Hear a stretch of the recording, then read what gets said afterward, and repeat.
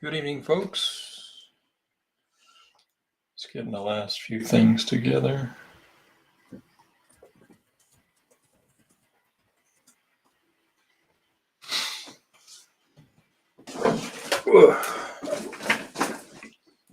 It's Wednesday. We made it halfway through the week. I've been working my tail off, and at night I've been working on. Hey, Ronaldinho. Hey, how you doing? Thanks for sending me that artwork. That was really cool to see. Hey, Jonathan.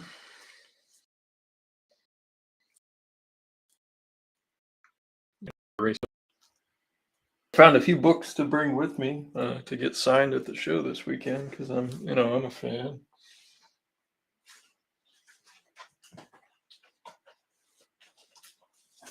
I got my Chris Campana Spawn cover for this book that I'd never read before. It was okay. I picked it up because Chris is a friend. He'll be at the show this weekend. The Joe St. Pierre variant cover that he did for Green Lantern during that Grant Morrison run, which was pretty cool. And then Mike Royer is going to be there, so got me a Machine Man. He's the inker and letterer. He'll be at the Little Giant show this weekend. And I'm looking forward to it. I love one-day shows. I also have my 2 Warlock and the Infinity Watch pages to get signed by the writer Jim Starlin, which that'll be pretty cool. That'll probably be the most expensive thing, I imagine. But yeah, I've been working really hard on getting some new originals available. I got these sketch covers. I've been working on them during the Bruins games. I'll show them off here. Most recent one I just finished this evening. When I got home from work, I did the background. This is Gambit and Rogue on a Powers of X, Powers of 10 blank cover. Yeah, I'll have that one. I did a Ninja Turtles TMNT universe. These blanks are impossible to find now, and I think I only have one more left. But the beauty of this is it's got my name in it right in the back there. So, when I always write on the back of mine, like, what I have, if I have a connection to the book or the character or whatever. But that one, I did another Red Sonja cover. Here's the finished Thanos from the last stream that we did on that Ultimates cover. I always try to have a finished Tick and Arthur at every show that I do, so that's why I did another one of these. And then here's the Aquaman and Mira on like this colored sketch cover, so I had to go in with some white paint and add little highlights to it. There's the Scarlet Witch that you saw last week on the Age of Ultron, and then we're back to the beginning. So those are the new ones. I'll also have, books, comics, prelims, all kinds of stuff. But that's the new stuff as far as original artwork goes. I haven't had a chance to get to Rubber Chicken, so I haven't picked up any copies of the Hex Slash cover. I think I'm getting a handful. But yeah, tonight we're going to get to work on a sketch for a local collector who's bought a few pieces from me over the years. But, yeah, we'll start with just take out the pen. Thank you, sir.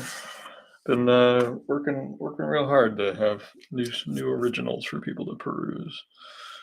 I had 2 essential layouts that I was considering for this Carrie Kelley commission. One of them was, the classic Miller. Those will be available at the convention this weekend. And then if, any that don't sell, I'll make them available on my website. That's generally what I do these days. Sometimes I drop them off at local stores and they sell there, but like, I don't know, I don't always. There's like an extra step of work, but it's good for people to be able to just walk up and pick them up, I suppose. And then they handle all the sales tax and stuff for me, which is nice. Not having to worry about that stuff for once is good. I actually have to renew some permits next week, which is ever so fun.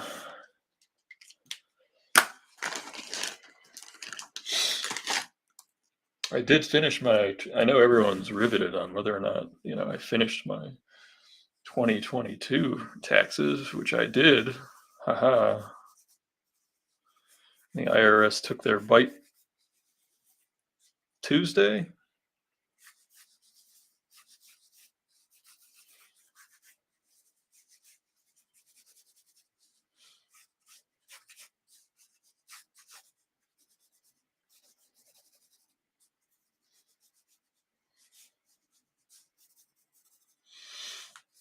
I didn't do too bad. I mean, I guess I lost because I didn't make as much as the year before, but that's how it goes sometimes. I think I'm gonna go with the leaping. I have two sketches written down. I have to cover up. There's a phone number here. Or I had one where she was like walking on the telephone wire, and then one where she's like leaping. I think I'll go with the leaping one. I missed a comment. But yeah, no, I didn't owe it. I did a much better job keeping a track of all of my expenses. I had all of my receipts. I had for every show itemized. I was ready to roll. So that was better. All of my sales permits, all that stuff. So as far as like being ready for the tax man, I knew more or less what I was gonna owe within, a handful of dollars. Take it to the tax lady, she does their thing, and they just take it directly out of my account. Ugh. So it wasn't too bad.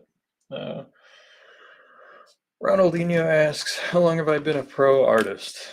Well, I mean, it just depends what you consider becoming a pro. If it means like when I was first paid for a piece of artwork, I was 12.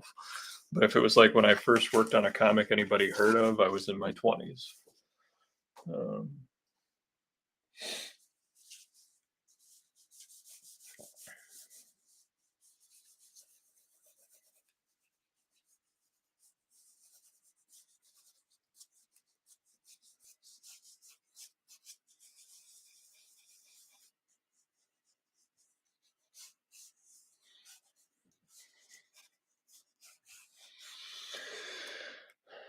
for some reason, my thingy isn't scrolling on its own. But yeah, first published comic work was in high school. I was lucky that my local store made their own comics.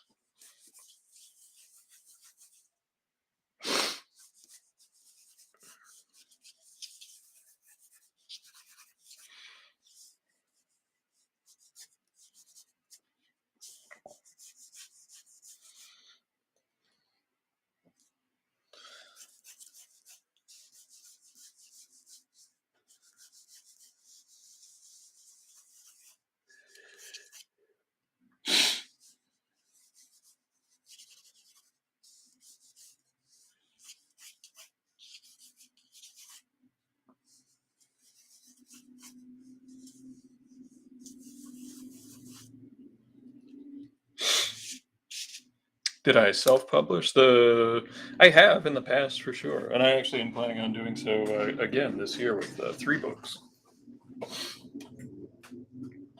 And self-publishing is actually probably right now the best way to get your stuff out there, I think.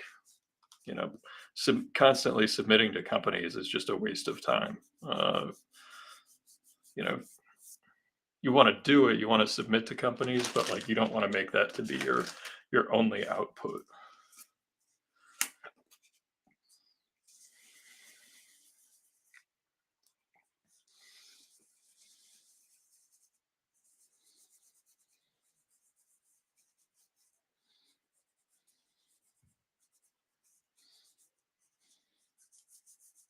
At least that's my opinion. I mean, some people have a lot better success of submitting work to companies. I've never had great success with it, to be honest. I'm just tired.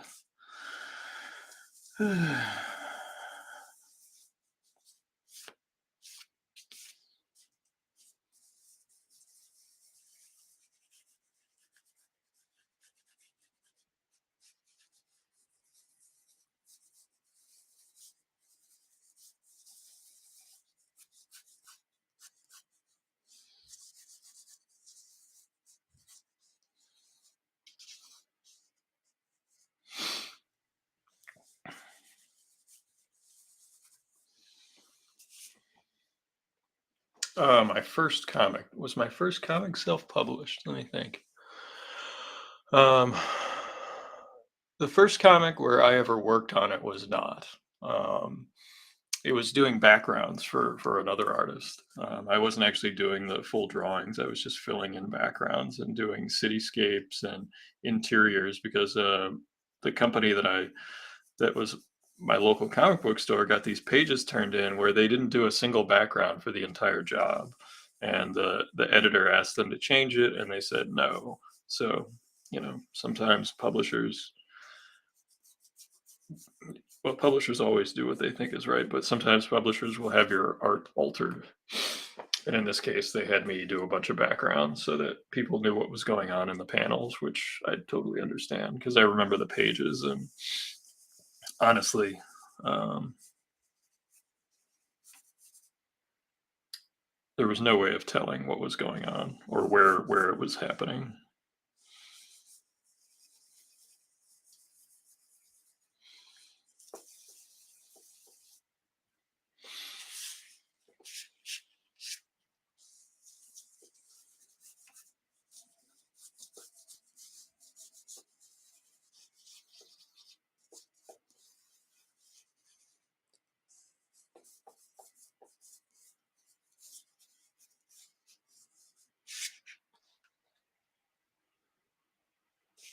Do I have those pages? Yeah, somewhere. I kept them somewhere because how I did it was is they gave me photocopies of the originals, and I just light boxed in some of the backgrounds.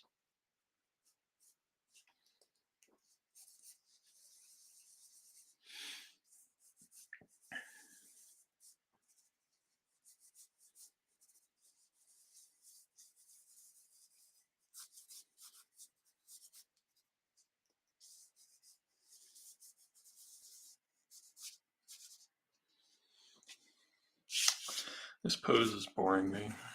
I don't know. I thought I had it down, but I'm finding it boring.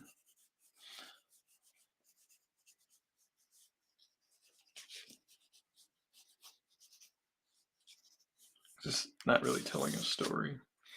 Yeah, Jonathan, if I find those pages, I'll pull them out and show them to you. I don't remember the guy's last name, but the guy's name was Sean, and I don't think that he draws anything anymore.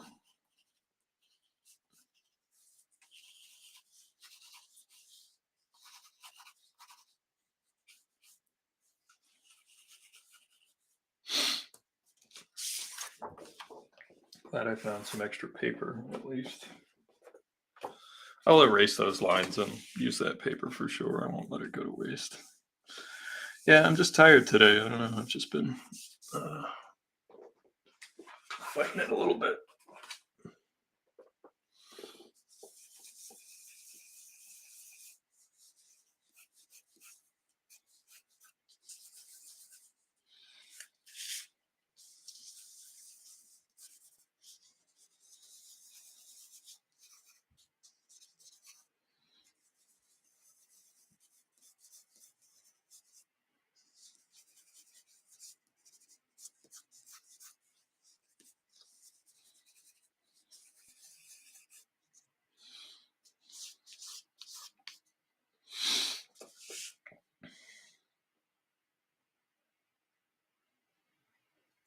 How of an amateur did my art show that I am?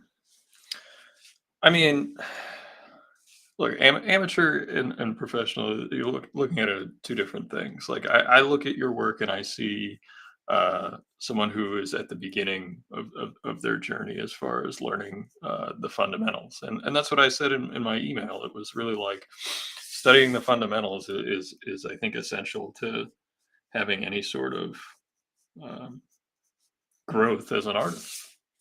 You know, I know artists that are 40 years older than me that still go to figure drawing every week. Um, so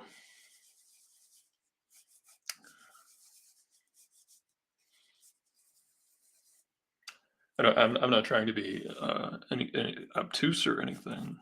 I just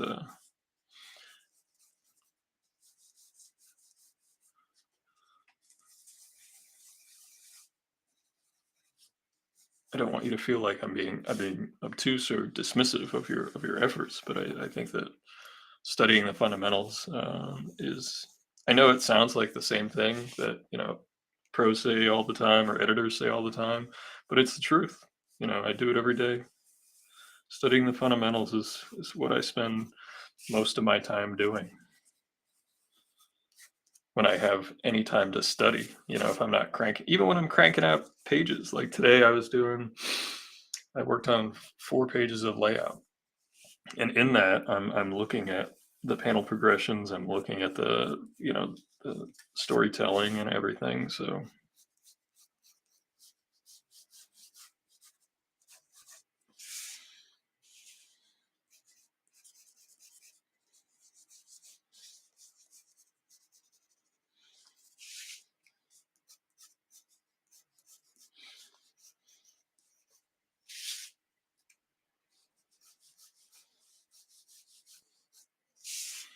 but I mean, if you want to talk further about your specific art stuff, we can do so.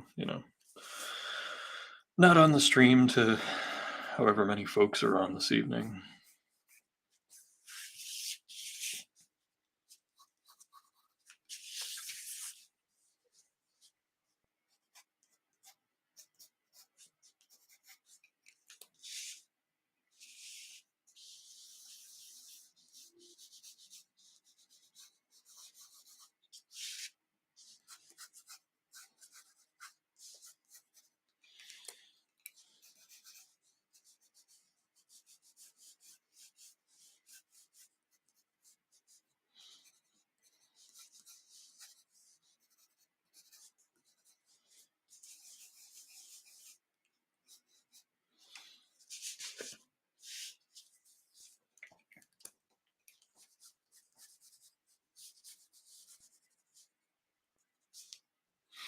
Yeah, I'm not liking this pose at all. So I think we'll try to get the telephone wire one going. I had two concepts in mind when I started this. One of them was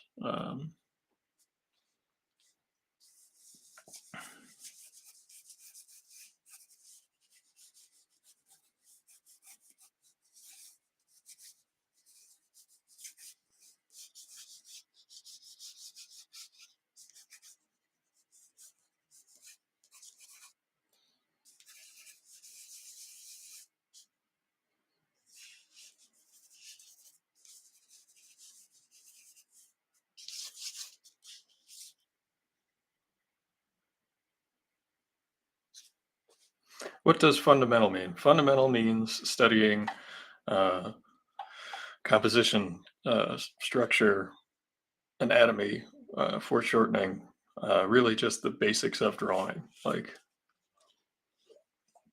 of creating images on paper. Like that's what fundamentals are.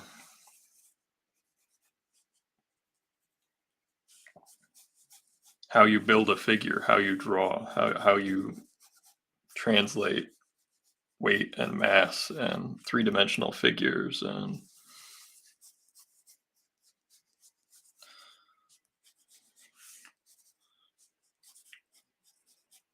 because that's what I was talking about in my message, where like work on your line drawing before adding all sorts of effects and things like that.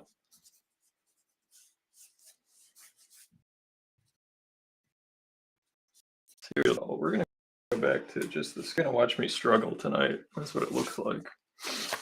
That is what it looks like. Part of it being because I'm not the biggest Frank Miller fan. However, I understand the importance of books like The Dark Knight Returns, and I understand why they're revered. I just, so many Batman stories that I just don't. I'm not the biggest. I've never been the biggest Batman guy. See what I'm doing right now, right here? This is fundamentals. This is the rule of thirds. That's when you divide your paper or your media up into thirds, and then these are your action points where these vertices connect.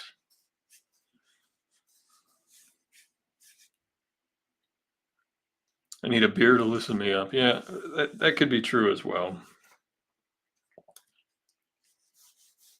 I also just need a story idea. Like I honestly, like when it comes to The Dark Knight Returns, like I just don't share the reverence that everyone else does for it. Like I said, I understand the importance of it, but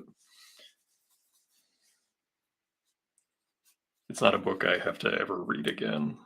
I don't know. Just for me personally.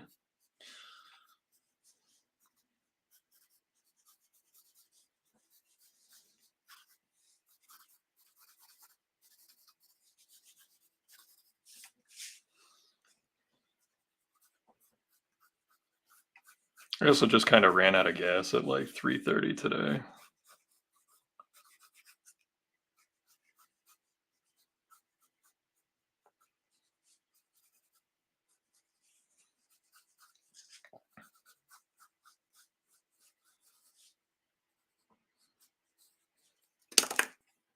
I've also been doing a lot of layouts lately for Undersea Hero.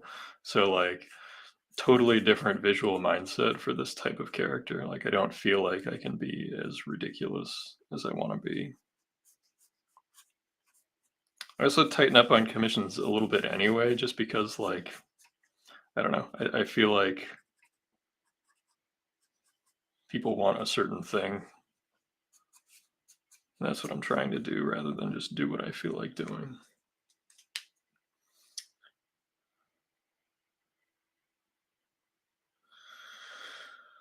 I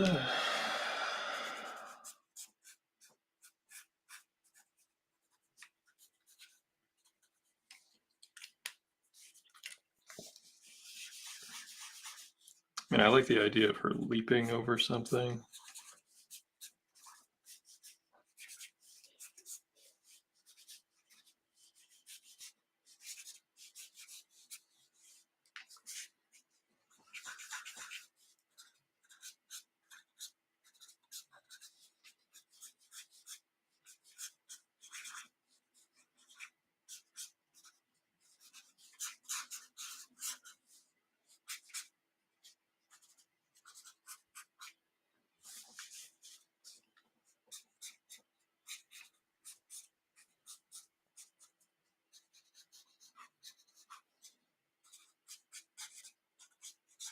Right now, this is just a silhouette. Like I'm not really looking at the character at this point because Batman characters all have the same thing. And I also don't like pinups in general, but hey, that's what part of the job is.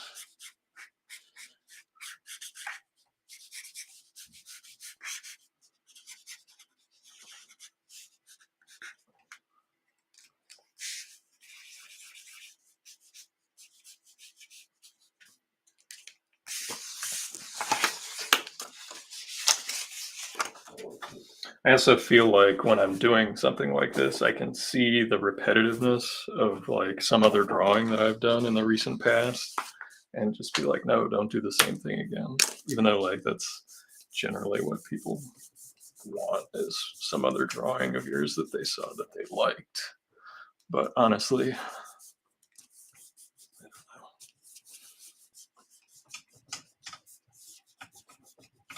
and she's probably the coolest character of the book, like with the only one with some sort of with a redeeming arc, you know. She's the every person.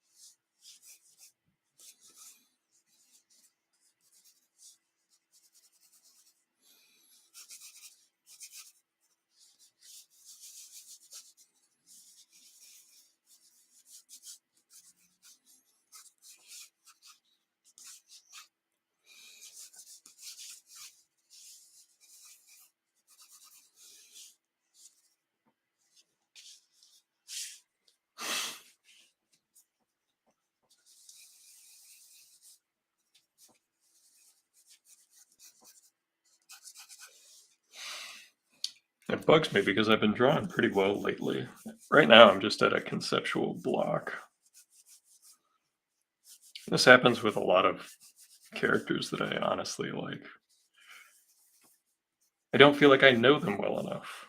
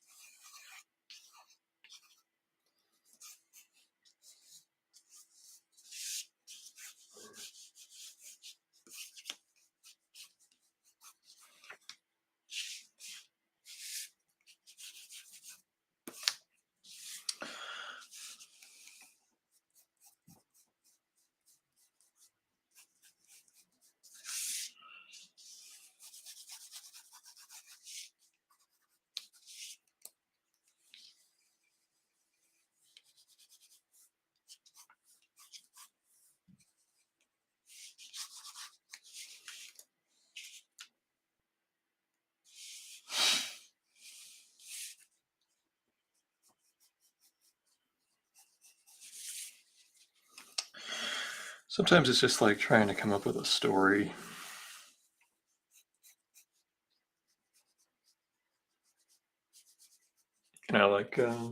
And it doesn't have to be in depth. I mean, we're talking about comics here, superhero comics here.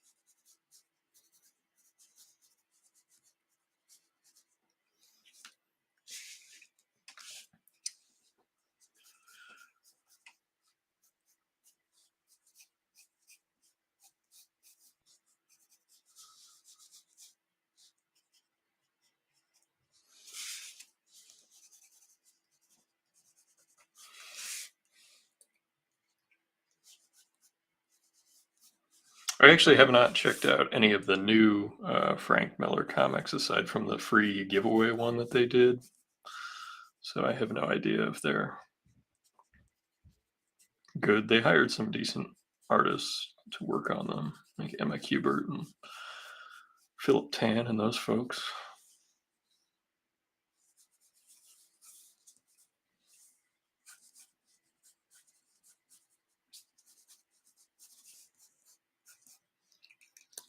See, and I don't want her sitting still. I'm sick of those types of goddamn pinups. I'm just sick of it. I really am. I think we have an idea though.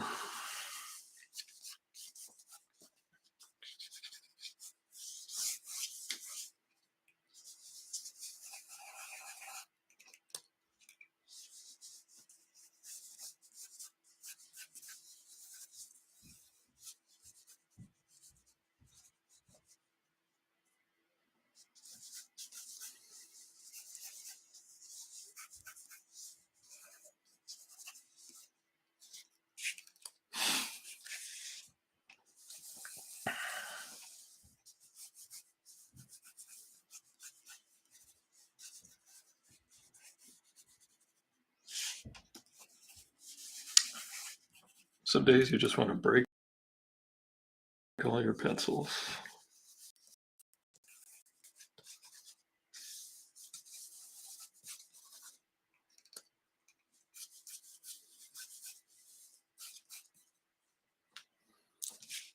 I think we almost got it. Almost.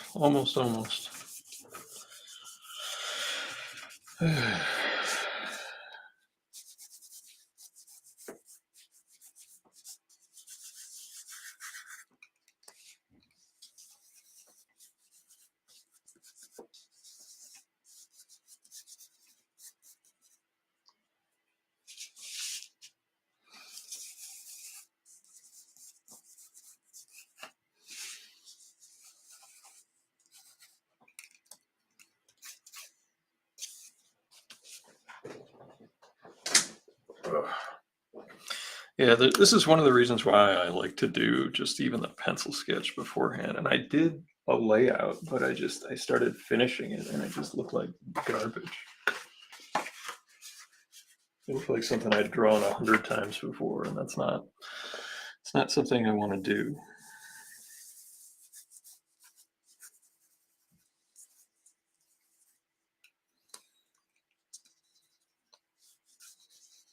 And there's not enough movement because it's centered. That's the problem I'm running into over and over again. It is centered and I don't like it. So let's try to at least angle it some. We'll pull it down.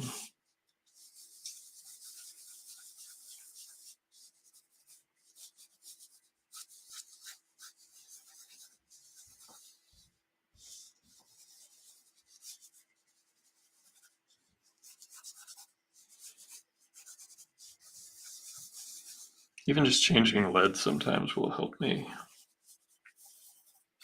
pull through whatever it is that I'm fighting. I'm looking for more movement, looking for more action, looking for more visual interest.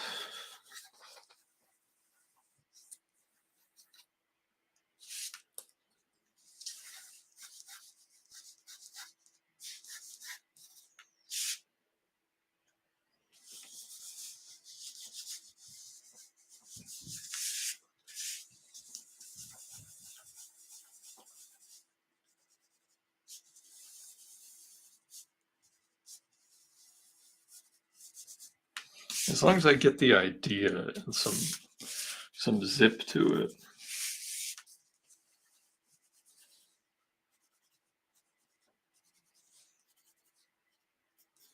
I can feel good about that.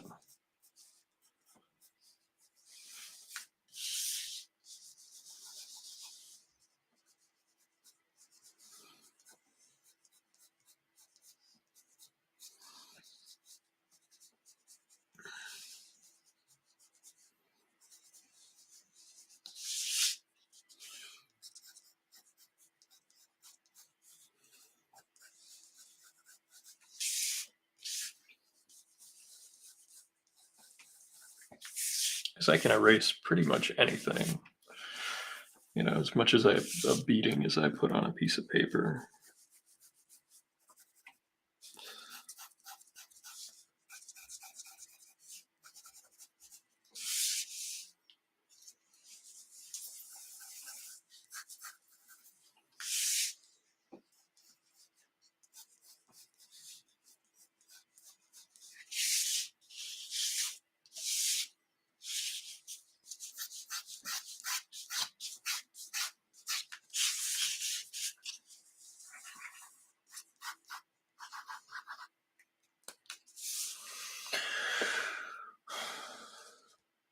Do I have an idea where my lighting will go already?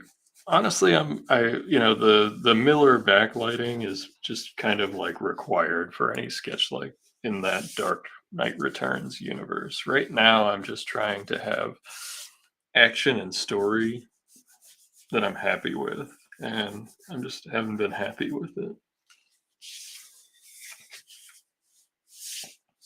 Because honestly, like for me, it comes down to the character, and like Robin is a character that without Batman lacks like any sort of grounding as far as the composition goes for me. And I know that people are going to say, "Oh, well, it's another character." Blah, blah. No, like my brain refuses to. Uh,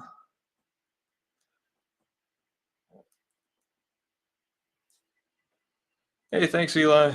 Struggling tonight, but it's not an easy thing to do. Again, I just hate this. I hate all of it.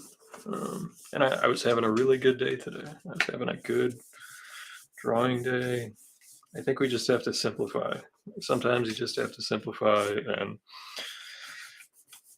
go back to basics.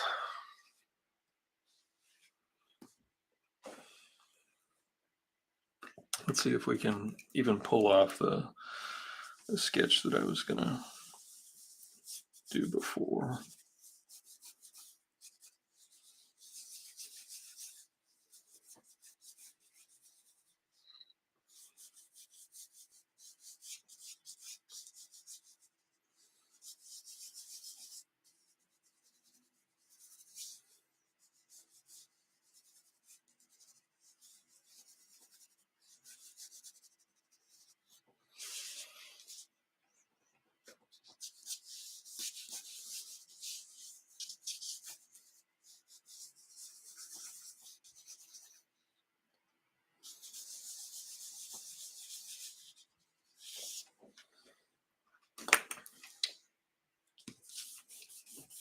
There's certain lighting that honestly just, I don't need the lighting until I get the story. Like that's unfortunately how my brain like works.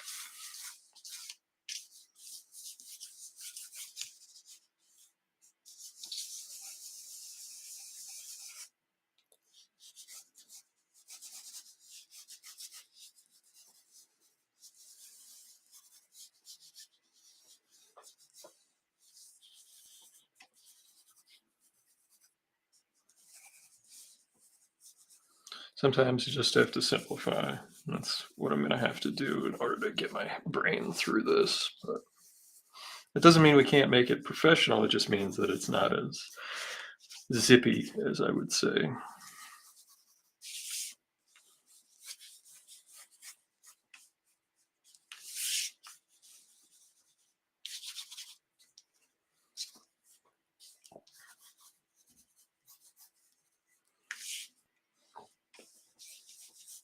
Try to get a little bit of extra personality, into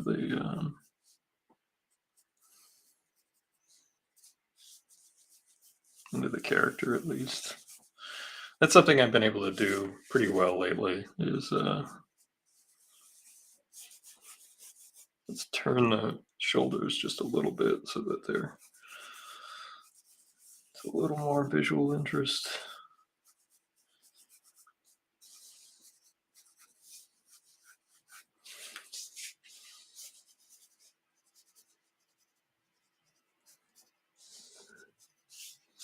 But yeah, the lighting of a Dark Knight Miller piece is generally like there's a stock lighting that if you know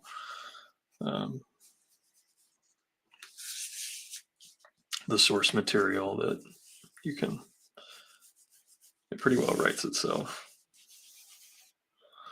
But you're going to see that this piece will, now that I've picked this composition, it's at least a little different from the last thing that I had to finish. Make sure we get the volume on the knee.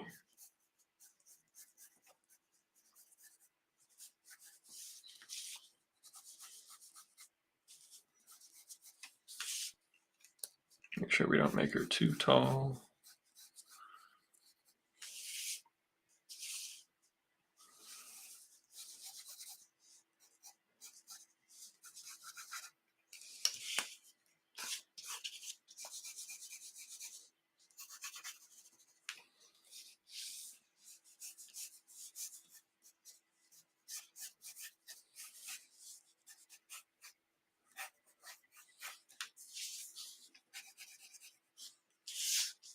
Put a little Batman over here. It'll help me figure out the rest of this thing. And then we're going to frame. Remember that rule of thirds I was telling you about? There's right there, top third, bottom third. We're a little off with Batman, so we might have to put some stuff, but we'll have a lightning bolt in the background. We'll add some windows here. We'll pick our vanishing point.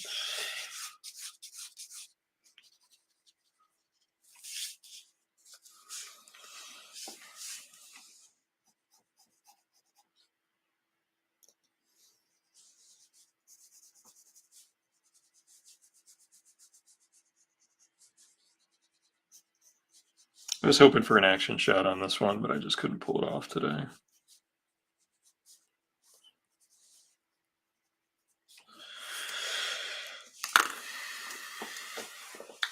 Pull up some reference on my phone.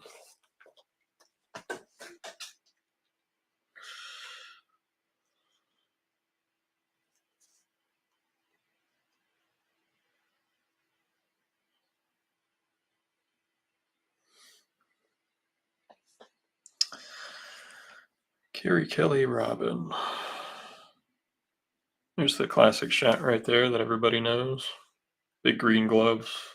I forgot she has I remember the glasses, but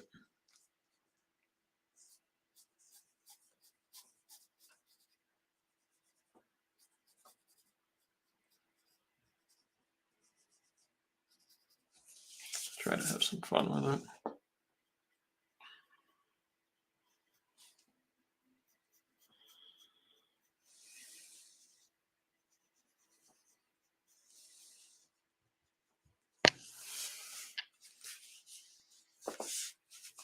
Sorry, I bumped the camera there.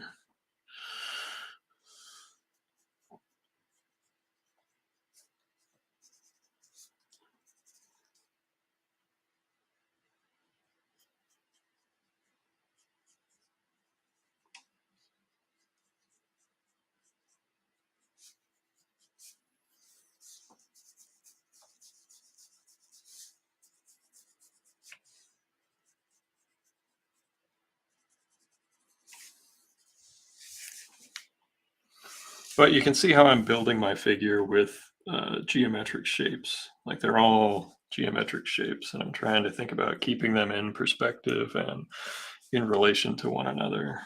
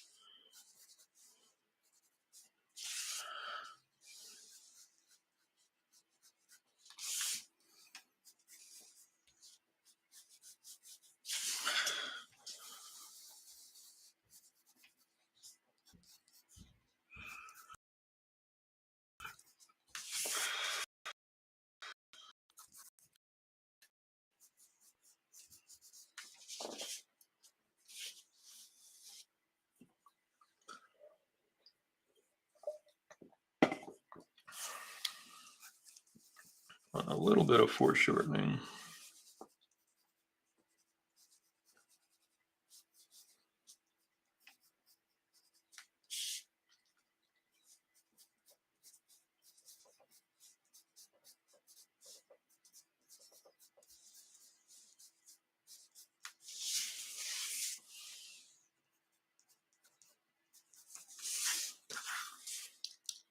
If I remember, she had big gloves, like big gauntlet-like gloves.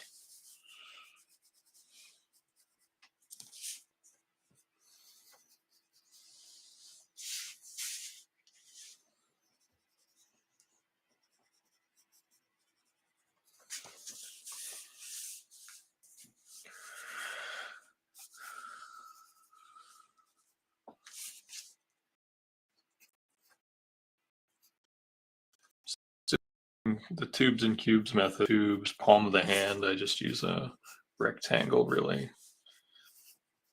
Thumbs, finger, finger, finger, finger. There we go.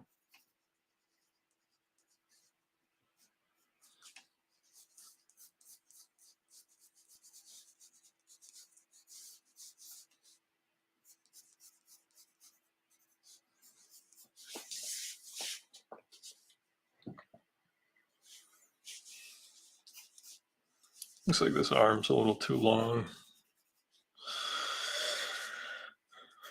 But there's a little bit of character to her, which I like. So it's starting to come a little bit together.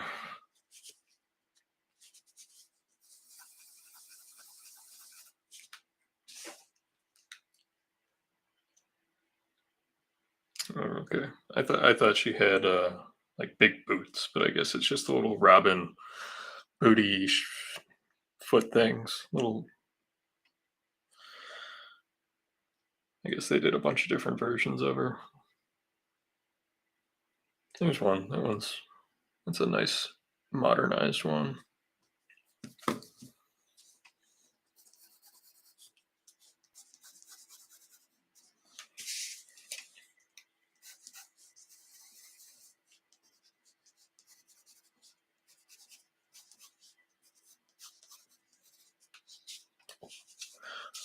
But learning all these, learning all these shapes, learning how they intersect with one another, That's more of like learning the fundamentals, like how long is the, uh, the femur to the lower leg. I mean, knowing those relationships, studying and learning those ratios and how they fit together, like that's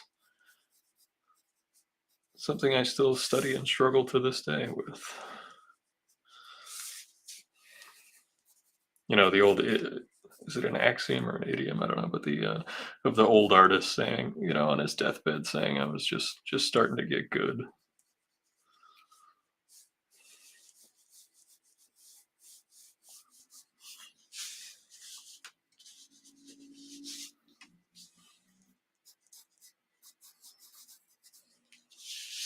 So I like that there's a little bit of movement. Yeah, the Lady Robin is from the Frank Miller universe, a corner of the DC universe from the Dark Knight Returns. If they've done several books. There's Dark Knight Strikes Again, and then the most recent one that was mostly written by, I think, Azzarello and drawn by Andy Kubert, which I actually thought was pretty entertaining.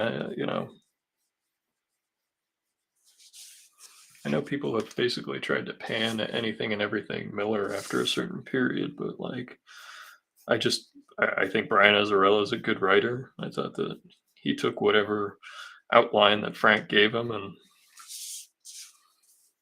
made it work. Got to have the little slingshot.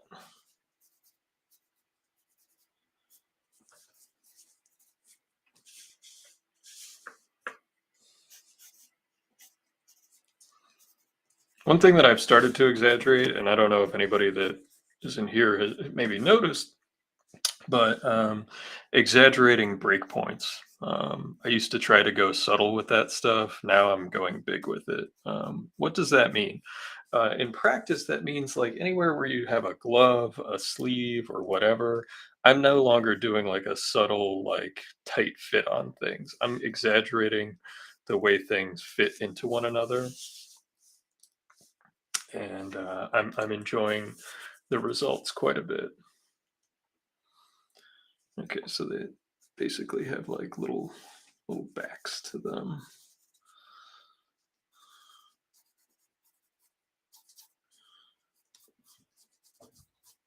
Okay, there we go. Tights? No tights? I don't know. This doesn't look like she's wearing tights. It just looks like leg muscles.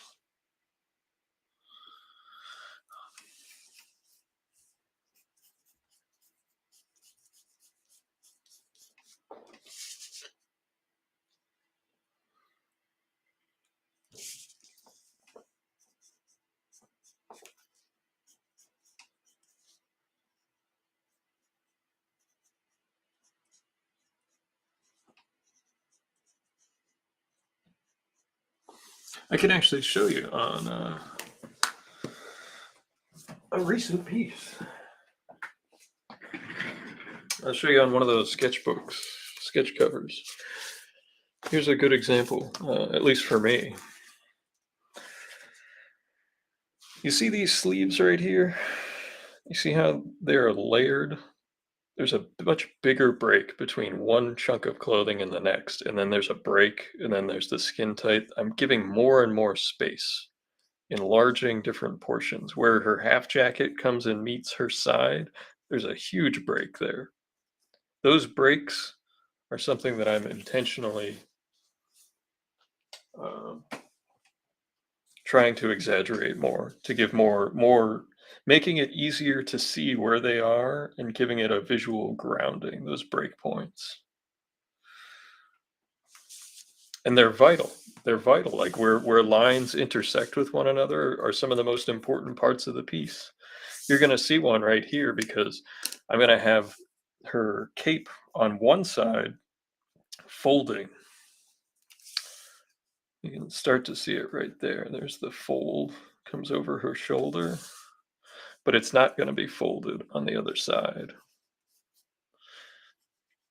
Now, why would I choose to do that? To just give it a little more dynamism, having it be asymmetrical really helps give it a little bit more oomph.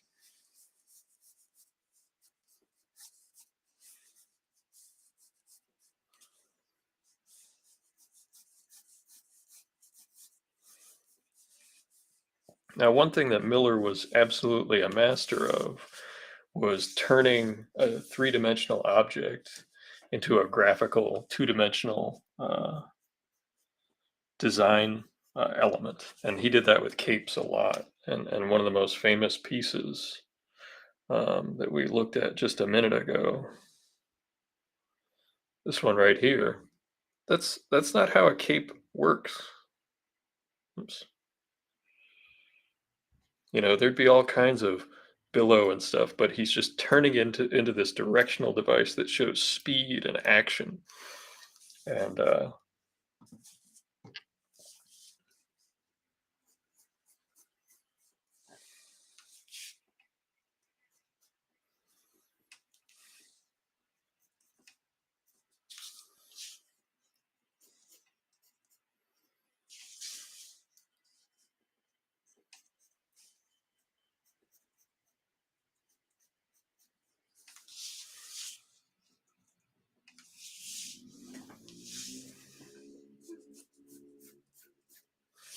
what am I going to use this part of the cape for?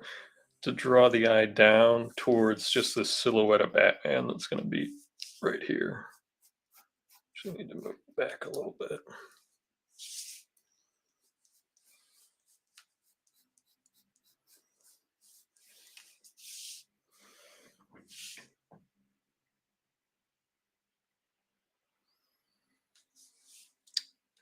What's that? I don't understand what you're saying as far as only do one thing with muscle in the foreground.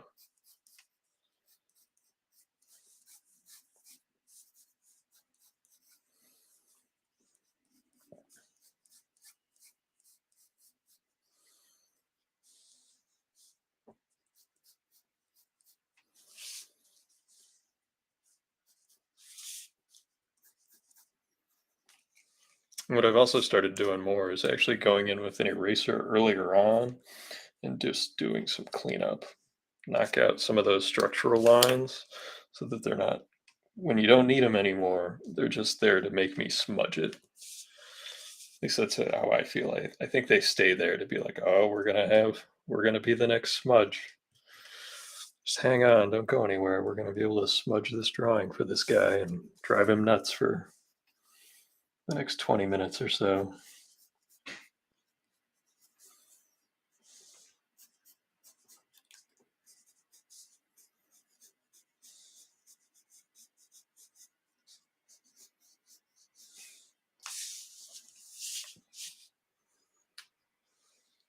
You can exaggerate anytime that you feel you can get away with it. I mean, especially if you're going for a more exaggerated style.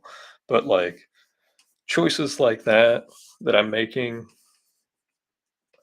come from years of looking at my work and saying, you know, I could have done a better job communicating those segments or that figure or that depth if I had given more attention to the depth between those two breakpoints, like where you'll see right here where this glove is.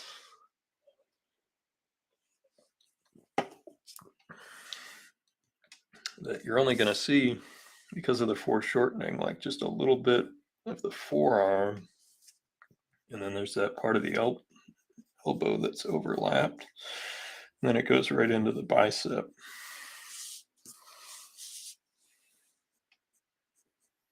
But as we were talking about fundamentals, Ronaldinho, if you don't know why you're exaggerating something, try to figure that out before doing it.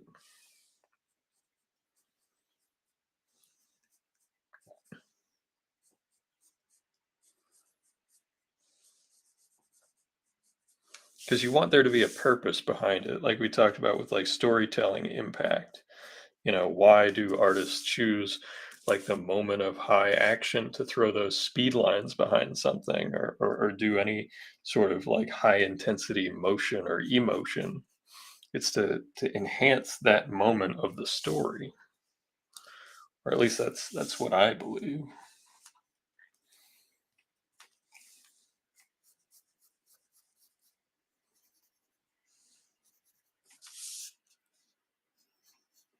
And this character is relatively young. I think she's supposed to be like 14, 13 or 14. So trying to have her maybe 16. She's not 18. She's supposed to be like a runaway kid.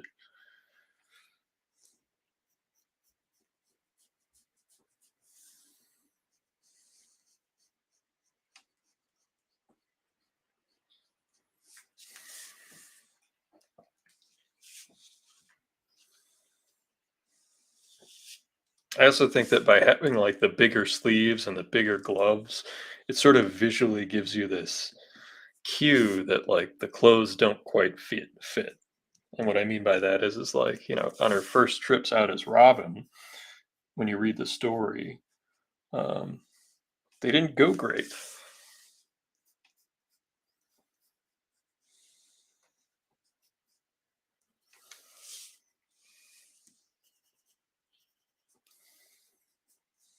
So it's like a visual metaphor for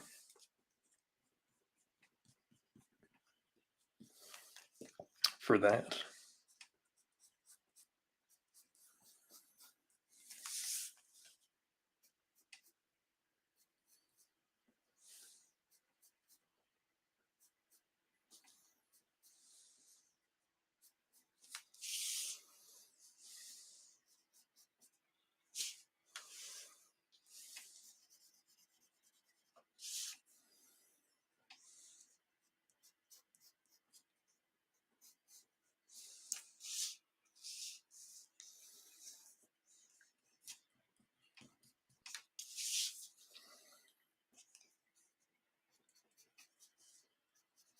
Now, when a knee is up like this, there's more mass to it than I see folks give it.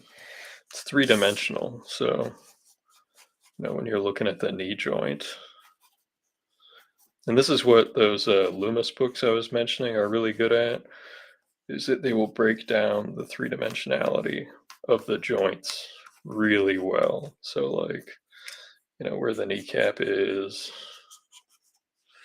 where this bone comes in here, muscle, big tendon right here, goes into the top of that muscle. So like you see this three-dimensionality of this joint. So that way when you bend the knee, like it is here and it's coming forward, you have more knowledge as to where those shapes fit together. Now, again, I'm not saying I nail it every time. I'm just saying like these are things that I'm thinking about trying to achieve as I'm going through it. Is like I'm not looking for photorealism. I'm looking for believability and enough structure so that when someone looks at a leg, it reads as a leg.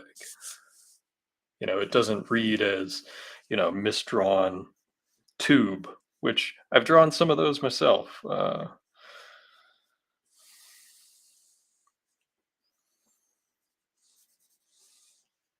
It has to read as a leg. And in that case, like sometimes simplifying is a much better way to go because if you keep adding more and more stuff to something, like just to have stuff there, you're adding more and more things that you need to do correctly.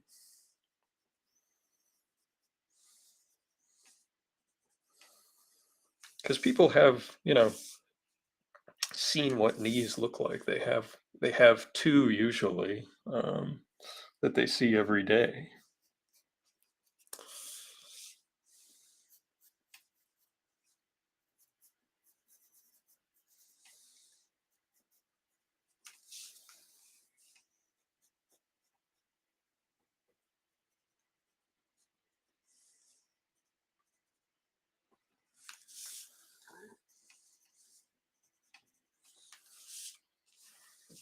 Now I'm still bouncing around a little bit because I'm still trying to fill in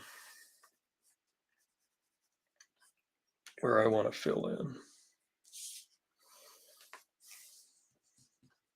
I'll get rid of some of this blue pencil, and I might take out the blue pencil again and go back in when I've drawn too much with the gray.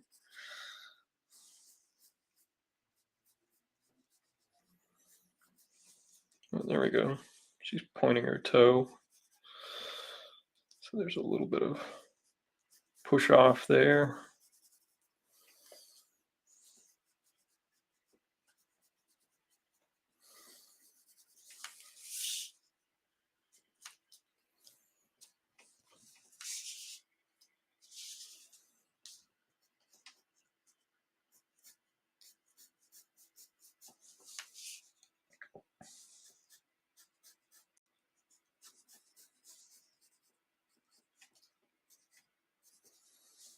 Now we're looking down a little bit on where this leg is. This leg's a little too meaty, but that's okay. So this is the top of the leg, and I'm going to draw this line here, which is not going to be in the final drawing, but it's going to show you where the top of the leg is in relation to the middle of the knee. So like there's the big tendon right in the groin there. Here's where the two muscles connect just above the kneecap. There's that big tendon, but you're not going to see as much of it because we're looking down on it. Then you see the top of the calf.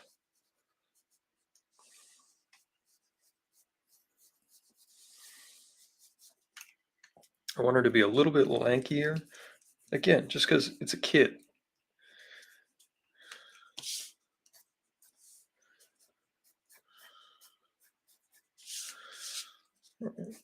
There's our cape. Let me pull up a little mini break. That doesn't look good. See? No need for that break there. Just have a little faith. Just have to have a little faith.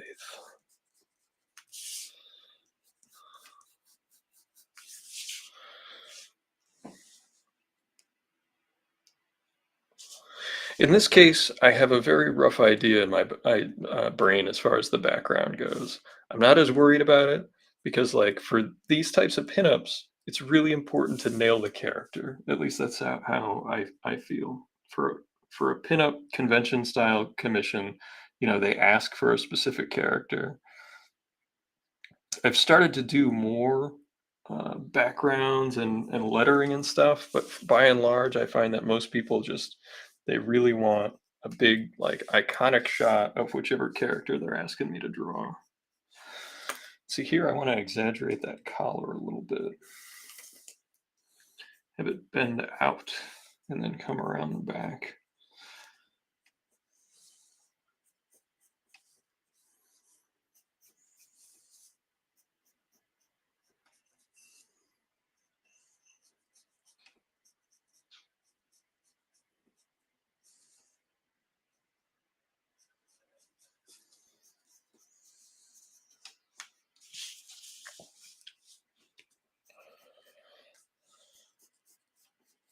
I've been drawing a sidekick called Liquid Lad for Undersea Hero, so I've had some sidekick drawing experience lately. And I remember, let's see, now it's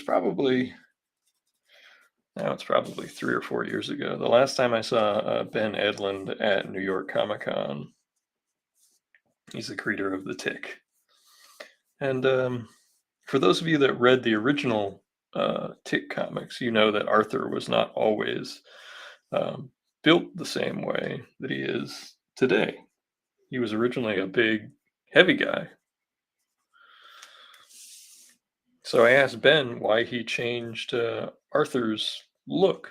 And he said because visually he needed to look like a sidekick.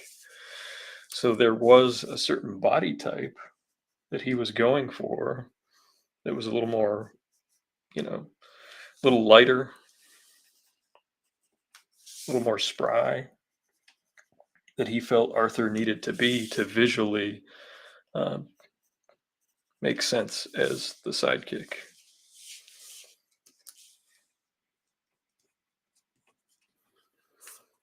As you can see with these light blue lines, you'll see where the edges of some building are. But it's just an indication. And honestly, with a piece like this, I don't usually do a full background.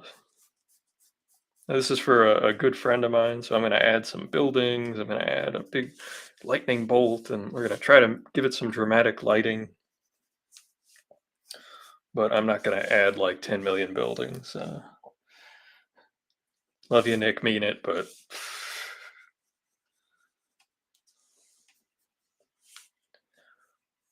my wife gets mad when I spend too much time on single drawings like this.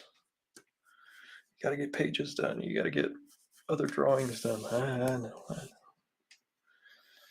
And since this is going to be a black and white drawing, what I want to really do is I'm going to, if you look at see this early Miller stuff on Dark Knight, not a lot of spotted blacks. I'm going to add more, probably more than they would like. I actually sat next to Klaus Jansen when I was in New Orleans. He's the inker and finisher on Dark Knight Returns, and he worked with Frank on Daredevil. He forgot his eraser, so he had to borrow mine. I loaned him my white plastic eraser, and he gave it back a little while later because he was doing, I think, probably the one big sketch he had to do that whole weekend. So he was mostly, from what I saw, just signing books and stuff.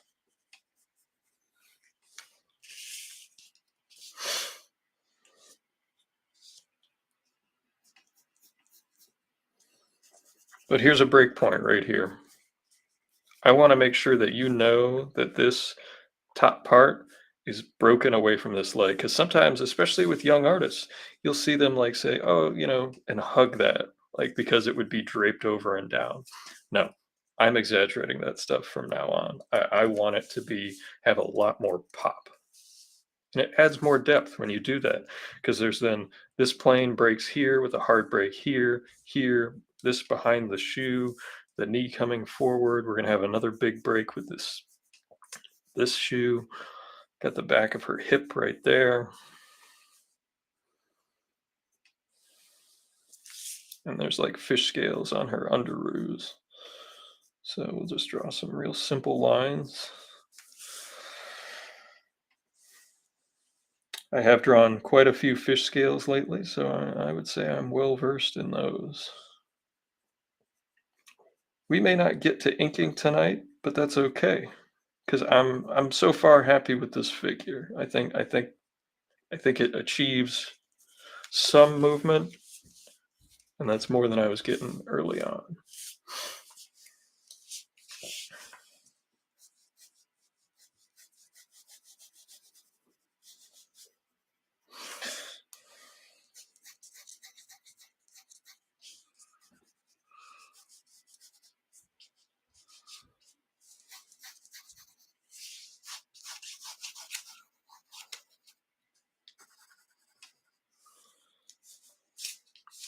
Now for me, I think what we need to do is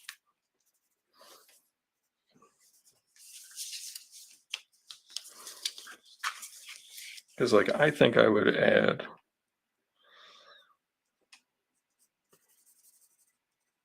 shadows here.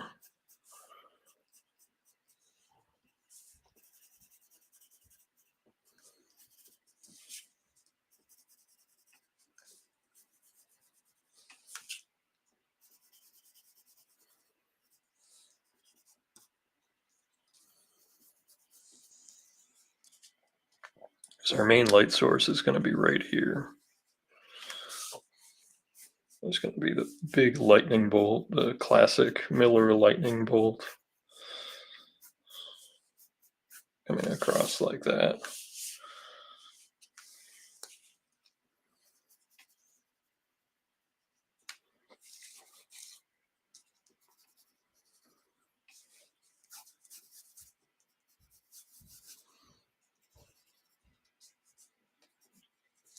Now I'm making the visual decision that on the red and the green, we're going to have some cast shadow.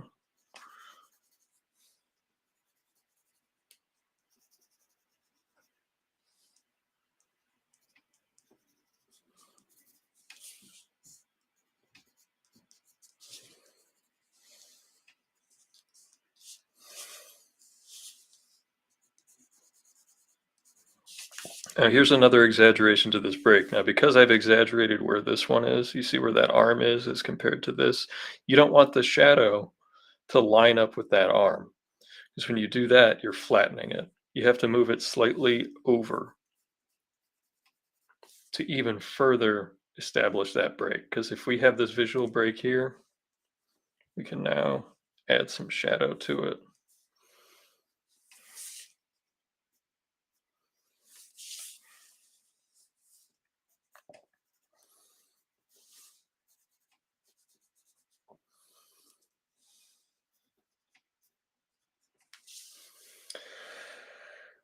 There we go.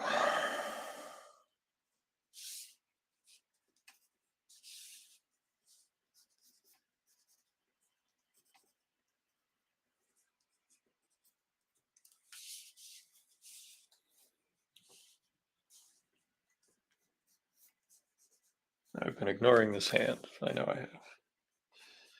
Because we want it to be like it's coming like this. You see this plane here? You get a little bit of the meat of the hand here. You get the thumb, and you get, when you look at this, this is like a short little oval. If I were to draw this flat on the TV screen, oval, slightly bigger, and actually your pinky is the longest one.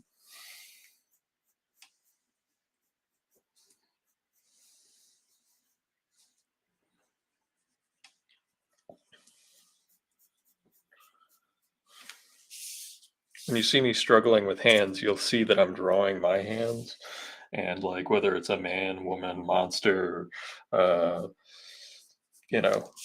hand model, whatever, they end up having these like busted up knuckles.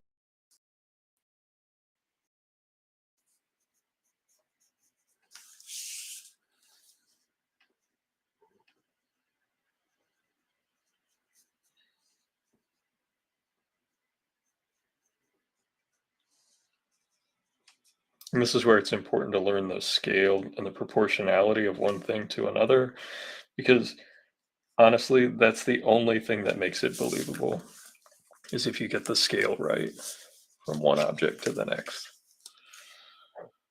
All right.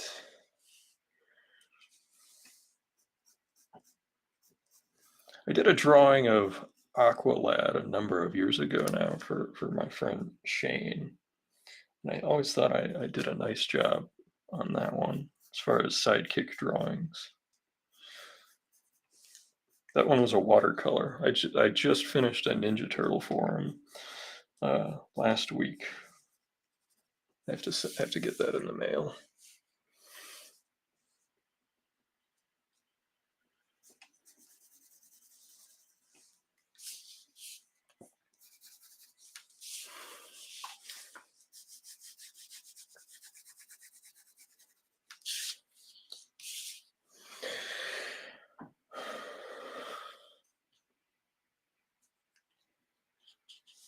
Oh, you're welcome to.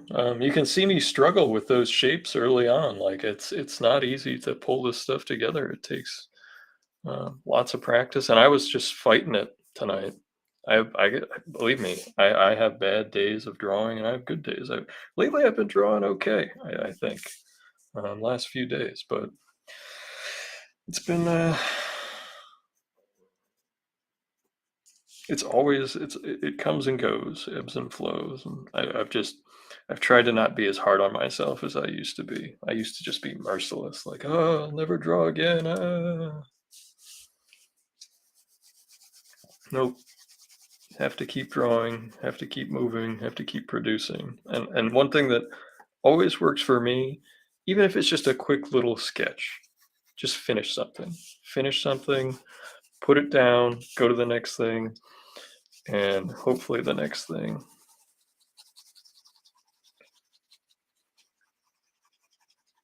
I can carry that momentum into it.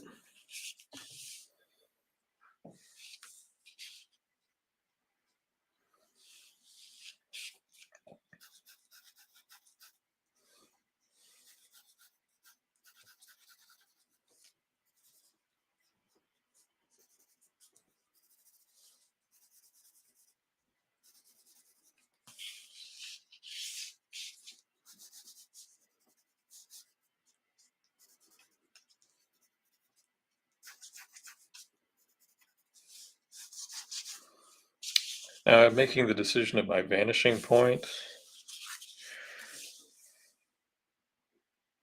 is going to be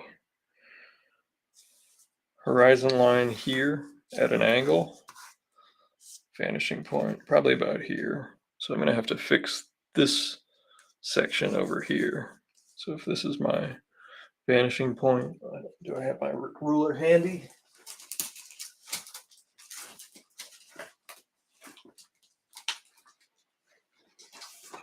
There we go. Vanishing point is here.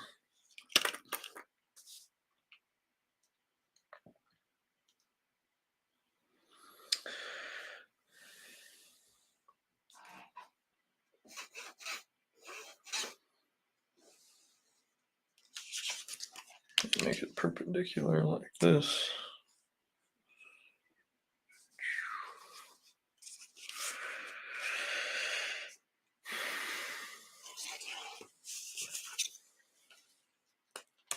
Now, because we went full shadow in the foreground here, that's when we know it's become AI, is if after the AI spits it out, it goes, "I'll never draw good again." Cracks open a Molson Canadian and watches the hockey game and says, "Pass the candied orange slices, please." Oh no, that's just me. That's just me.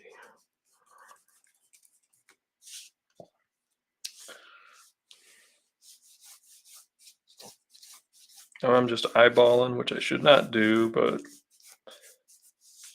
I think I have to do it for that little bit. I'll get my vanishing point back, line this back up, because this is the edge of a building right here. And then we need room for probably a bit of the lightning through like that. And we're going to have tons of like scratchy, cool, fun sponge effects.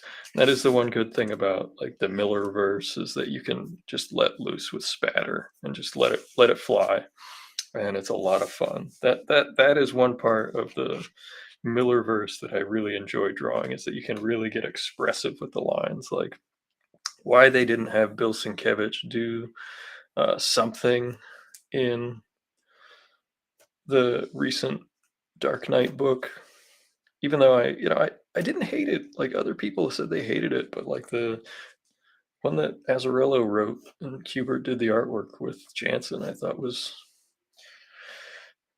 a perfectly good mainstream Batman comic. You can't reinvent the darn thing every time.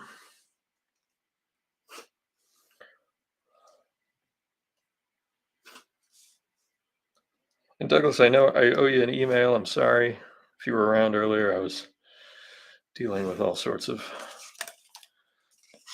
this time of year stuff. taxes, doctor's appointments. Probably the last oil fill up I need to do for my heating oil, hopefully. Now, because we went silhouette in the foreground here, I don't want to go silhouette for this building here, because you'll lose your depth here because they overlap. So if you overlap, you can't have necessarily silhouette.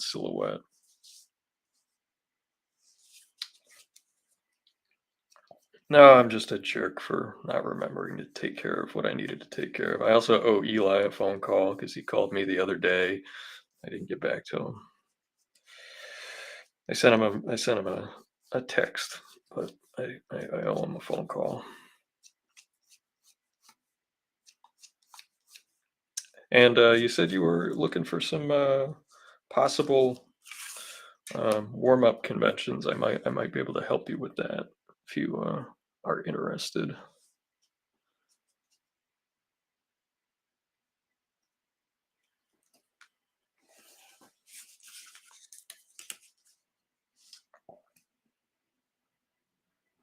And this is actually a great thing that I have.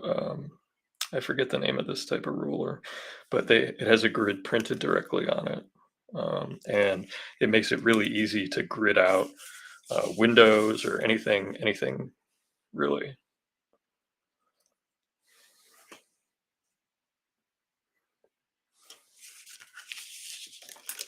Yeah, and you can see the grid here, and this is what I'm going to do to build this building out.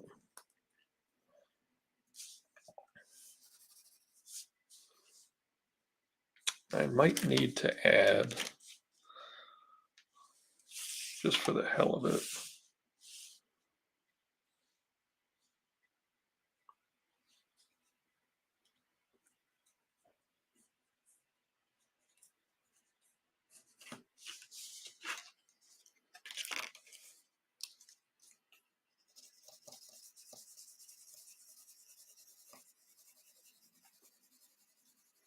now see if I'm adding a shadowed element behind it, I'm going to lighten up the shadow on this.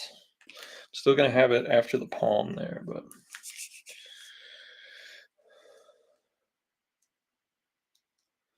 have I ever seen Stray Toasters? I have read Stray Toasters twice, and I honestly still probably don't understand what it's about, if I'm being honest.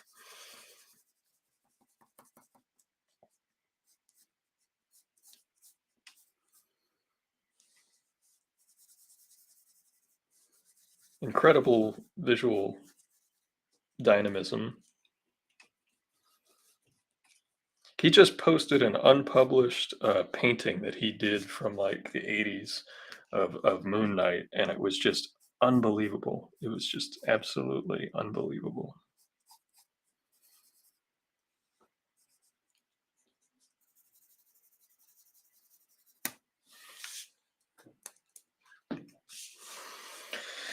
And because I've made these decisions to have like these little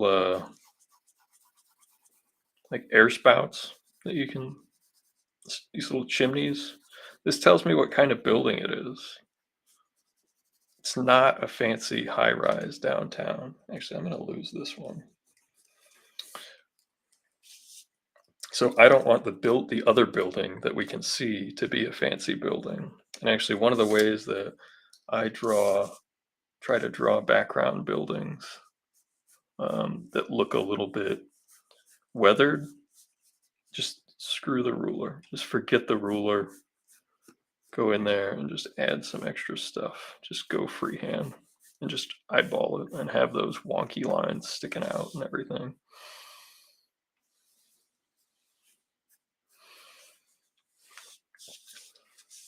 And again, this is a technique that you need practice before you just go at it, you know. And here's where I have to think about scale. They're about yay big. If that's where that one is, we can bring one down like that. Probably like that, and take that off the page. There we go. But what we will do is we will add things like water spouts. We can even add things like clotheslines.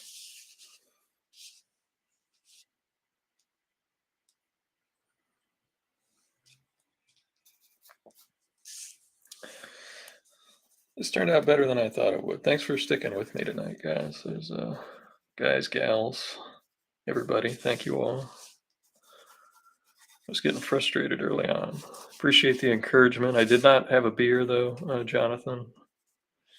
I'll have one after the stream.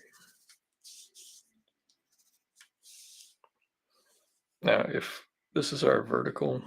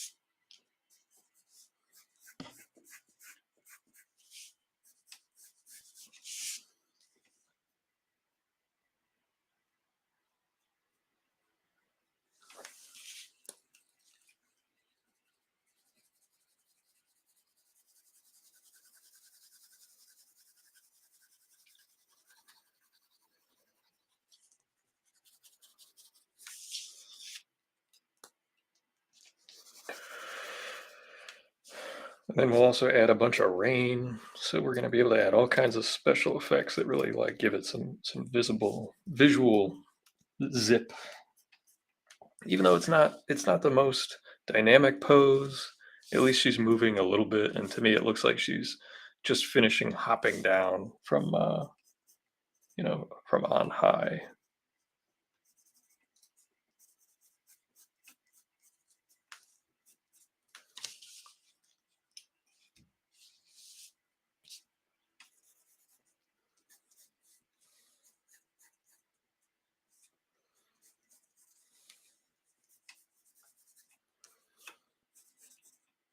Again, this is kind of a beat up building, so I'm just eyeballing. I've got the grid in there, but when I ink this, I'm not going to use a ruler. I'm just going to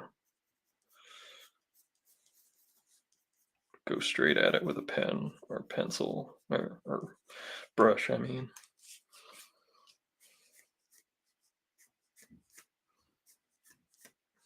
Because I am going to make this a brick building. And I'm, again, not looking for accuracy, not looking for realism. I'm looking for readability, and does it look cool when we're done here?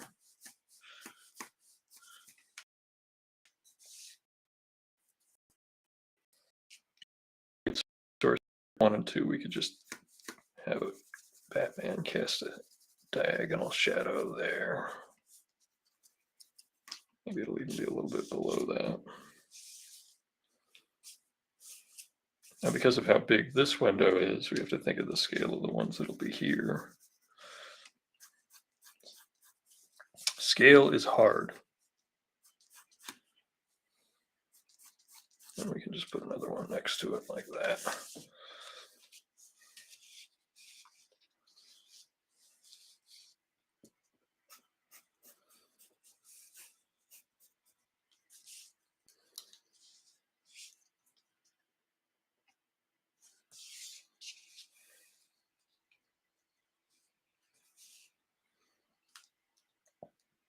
It is 9:34. We've had quite a few people in here this evening. Thanks for everybody that's popped in. If you want me to show off anything from earlier for the new people, like the sketch covers that I did sign, just let me know. We'll do a run through at the very end. Because I'm doing that Little Giant show up in New Hampshire, run by Little Giant Comics, Jason and Celeste. Very, very nice to me. I'm happy to be there. I love a good one-day comic show. I really do. Because I have, work and life stuff I have to try to do on the weekends. And if I can do a show and get that stuff done before I got to grind through the week, it's delightful for me. I love it.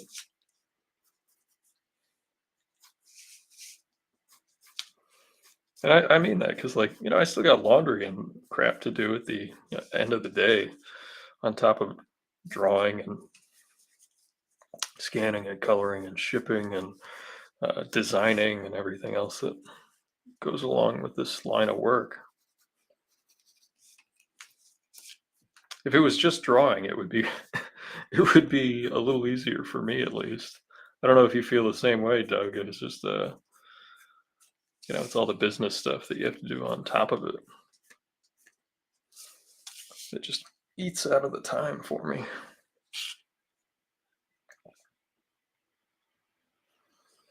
Okay, looking at this.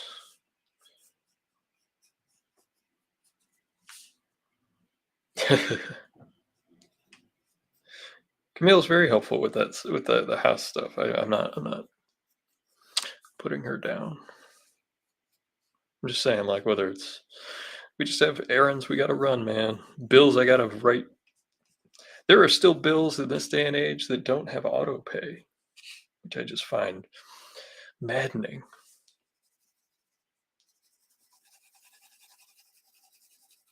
Bills without auto pay. I'll never understand it. Now, what this will end up being is that sponge technique I'll grab this again.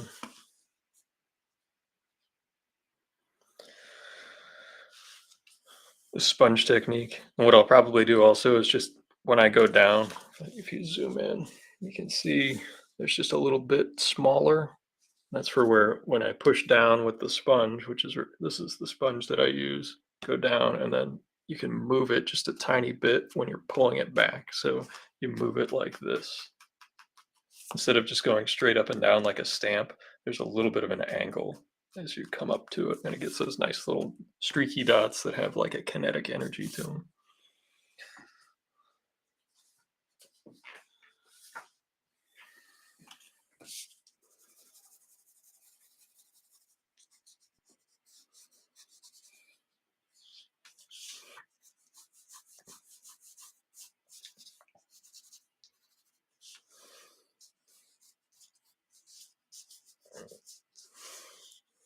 I want to leave plenty of open space too. We want to have it blacked out pretty much in the background because we want that lightning bolt to really pop, and we'll have spatter and we'll have all kinds of different effects going on. So, but what I can do is have like a cross light going on where there's just a narrower portion.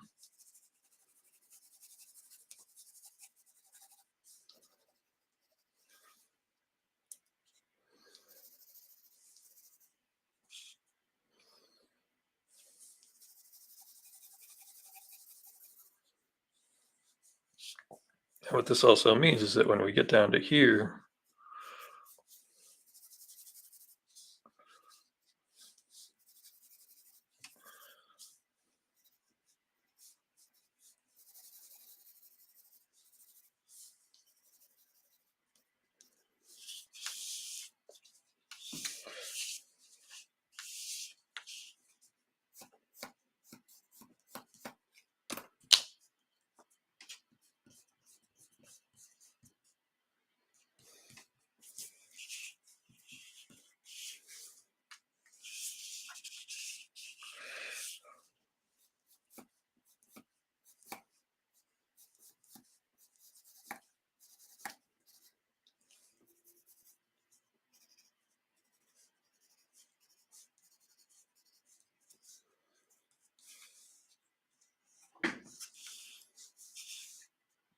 Douglas says he's starting to like the business stuff more. It takes less taxing amounts of creativity. Yeah, that is true. I will grant you that.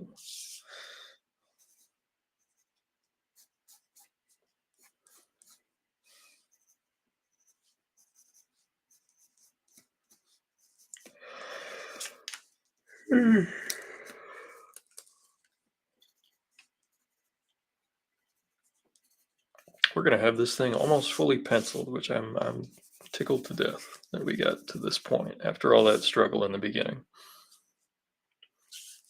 Now we've got this.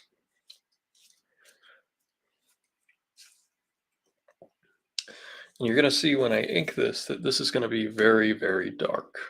There's gonna be tons of dark, tons of black ink here, and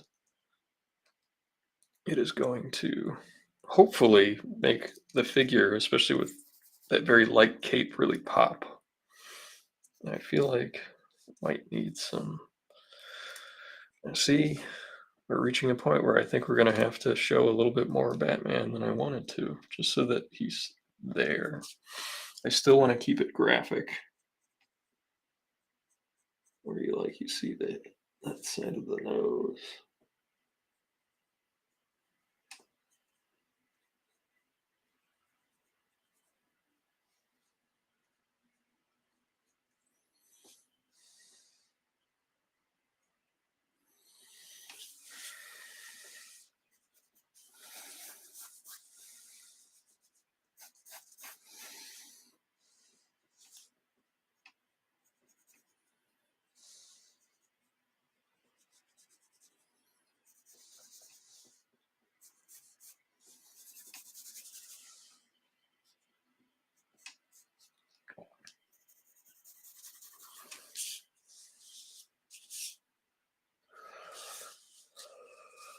Actually going to bring this building up some.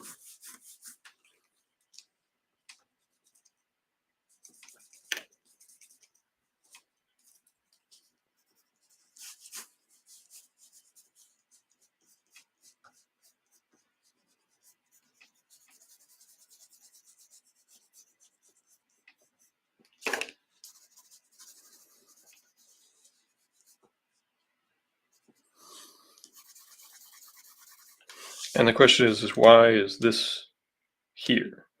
It's because we need another item to show another break to push this building back. So having this stack here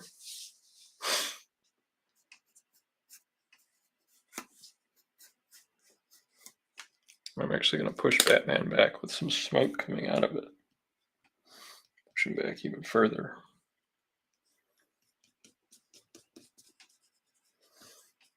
There we go.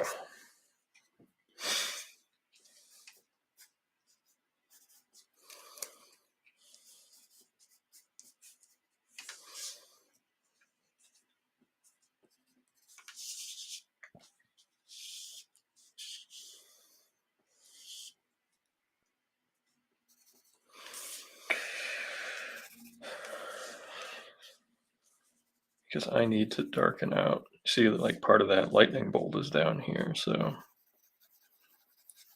we're gonna have to bring the dark all the way down, like into here. And this is going to be sponge, so there's going to be, like I said, a little bit of nuance to it. I'm going to be able to layer it and have different little breaks throughout it to help guide the eye. Like if I had to pick the path to guide the eye, it would look like this. It would come down in this direction, and then it would get over to here, and then it would come back down like this and basically point at Batman. Like that would be where I would show the breaks in the clouds.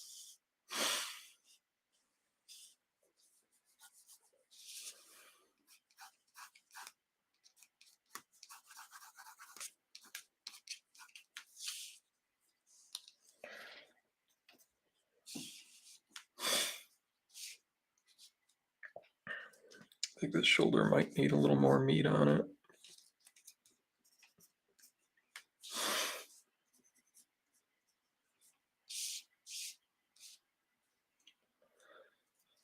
I did take your advice, Douglas. I finally got around to making one of them, those QR codes.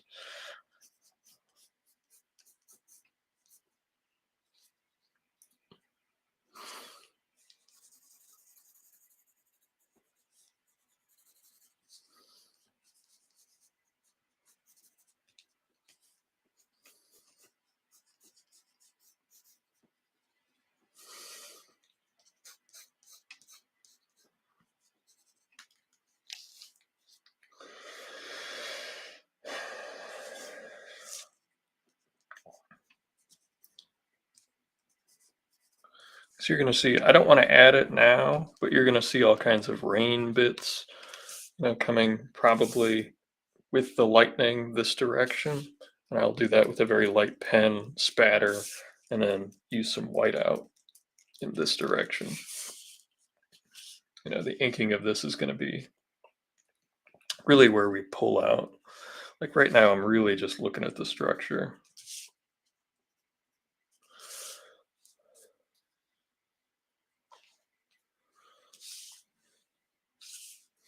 But I wanted to put some weight on this knee.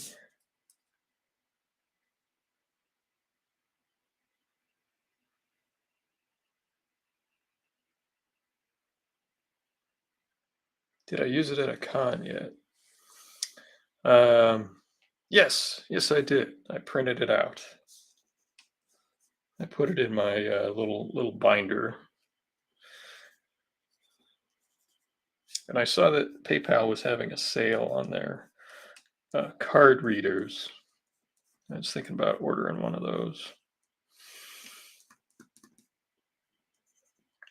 I just got to make a little bit of money at the show this weekend, hopefully.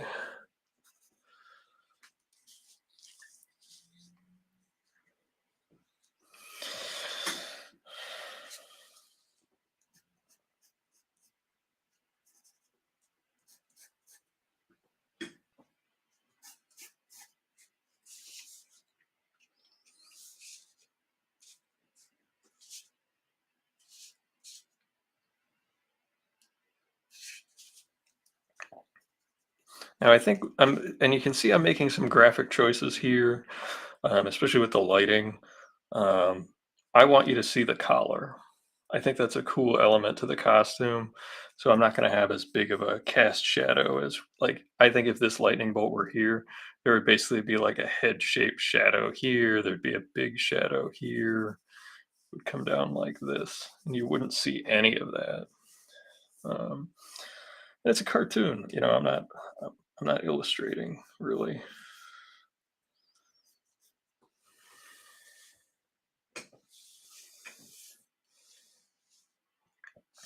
But yeah, I think that's as far as I can take it tonight. If I started inking now, I would do something that would make me want to start over again. Um,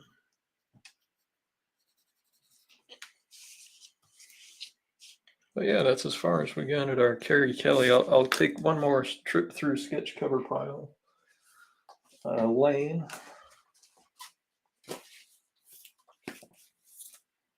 These are the ones that I finished recently and will be available at the show this weekend. I did the Ninja Turtles opening the Ultimate Pizza. We've got all 4 of the turtles on a TMNT Universe cover.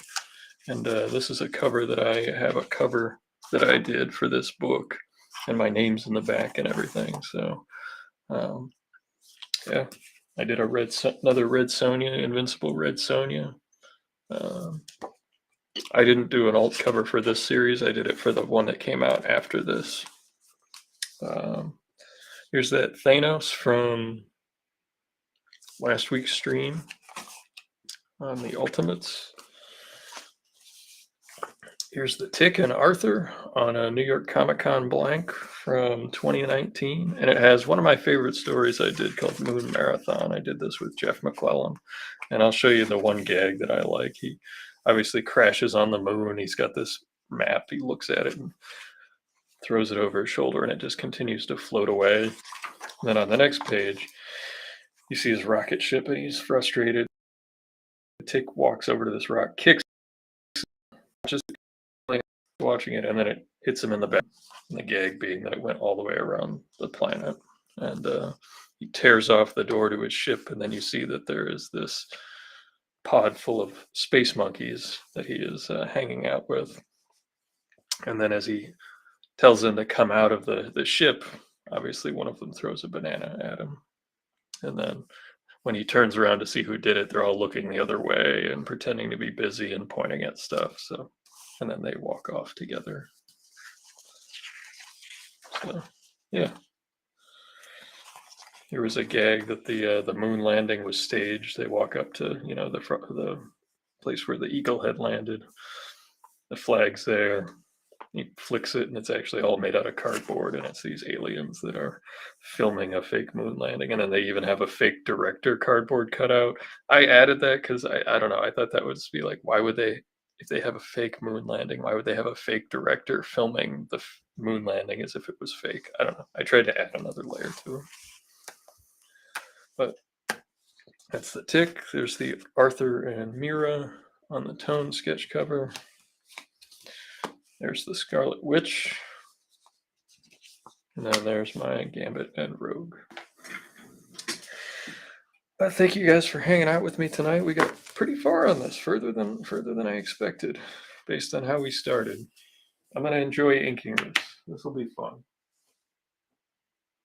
I hope you all have a good night. If I see anybody at the convention, it's a great little show up in Concord on Saturday. And yeah, I hope to see you next week. And I think next week we're going to be working on Undersea Hero pages. So my own characters, you're going to see me working on a page where Krakus and Undersea Hero are chatting, and Krakus is doing Krakus things. All right, good night, and I'll see you around. Thank you.